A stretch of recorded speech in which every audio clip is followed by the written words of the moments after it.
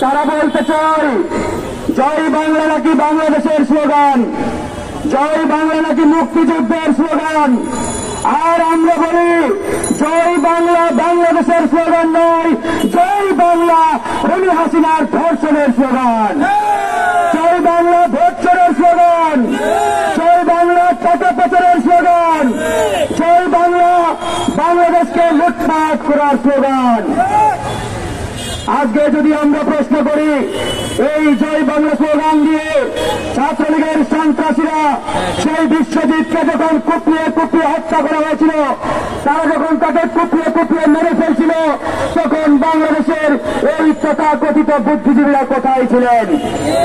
আমরা যদি প্রশ্ন করি জাহাঙ্গীরনগরের সেই সেঞ্চুরি মানিক যখন জয় বাংলা স্লোগান দিয়ে আমার মা বোনদের উপরে ঝাঁপিয়ে পড়ছেন, তখন এই তথাকথিত বুদ্ধিজীবীরা কোথায় ছিলেন? এই প্রশ্ন করতে হবে। 1971 সালের সেই 7ই মার্চ এই তথ্যটি অনেকেই বলেছে, শেখ মুজিবুর রহমান তৎকালীন রেসকোর্স ময়দানে 7ই মার্চের ভাষণের শেষ শব্দটি ছিল নাকি পাকিস্তান জিন্দাবাদ, সেটি বাংলাদেশের কোন দলিল দস্তাবেজে আর খুঁজে পাওয়া যায় নাই।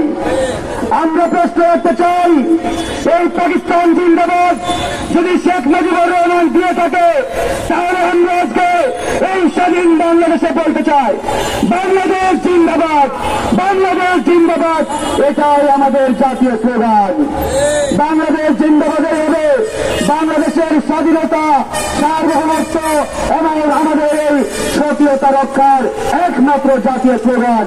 প্রিয় বন্ধুগণ, আজকে আমরা এখানে দাঁড়িয়েছি, খুনি হাসিনা দীর্ঘ 16টি বছর ভারতকে বাংলাদেশের যে সকল অবৈধভাবে ইকোনমিক জোন বরাদ্দ দিয়েছে, সেই জোনগুলো বাতিলের দাবিতে আজকের এই গণবিক্ষোভ।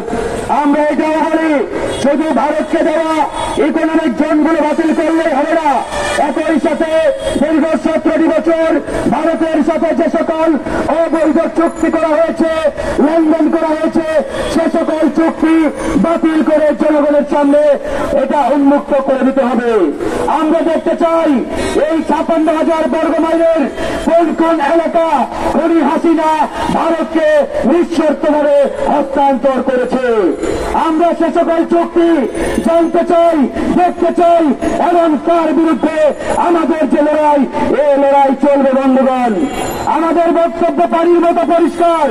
এই 56,000 বর্গ মাইলের প্রত্যেকটি ইঞ্চি ইঞ্চি জায়গা এদেশের জনগণের, আমাদের আবু সাইদদের, নির্মুখদের। সুতরাং 1 ইঞ্চি জমি নিয়ে কেউ যদি ছিনিমিনি খেলার চেষ্টা করে, তাদের জায়গা এই বাংলাদেশের মাটিতে হবে না ইনশাআল্লাহ।